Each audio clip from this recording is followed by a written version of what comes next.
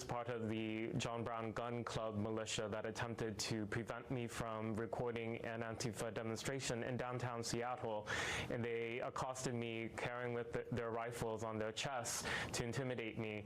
So at that time, that was, it really forced me to realize the potential for violence. I mean, this movement claims that they will only engage in violence in self-defense, but under Antifa's definition of self-defense, it's actually premeditated and offensive. So the ideology paves way for what we saw over the weekend. So the very group that CNN was promoting was wandering around with rifles intimidating people. Yes. I'm almost out of words. I guess I would just end by asking, are you surprised by that? No, I'm not surprised. I've been saying for a long time that the media has a dangerous blind spot to far-left militancy, and you've highlighted journalists that continue to be their cheerleaders, and they work in mainstream media.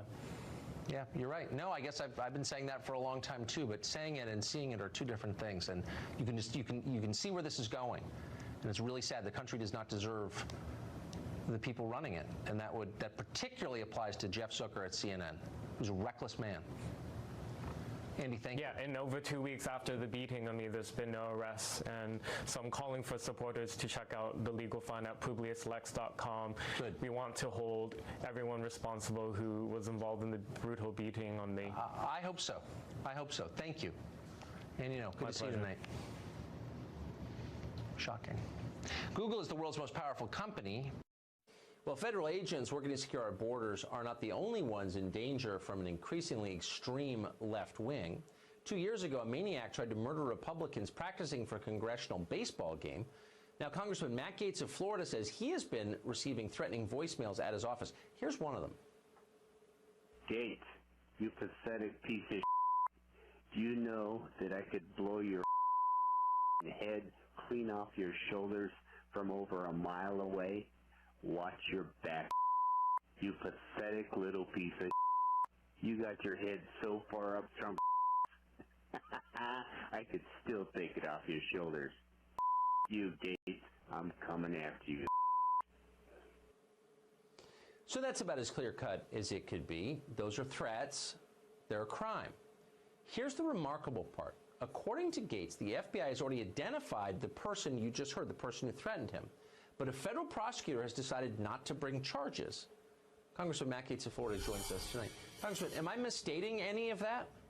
No, I received word late last week that the U.S. Attorney's Office, where this individual lived, had reviewed the information and had deemed these messages, and I'm quoting directly, a non-threat. It's obviously a crime, a federal crime, to make these types of threats against any federal official. This year, we're on, this Congress, I should say, we're on record for 10,000 threats against members of Congress, and I condemn them, whether they're against Republicans, Democrats, liberals, conservatives.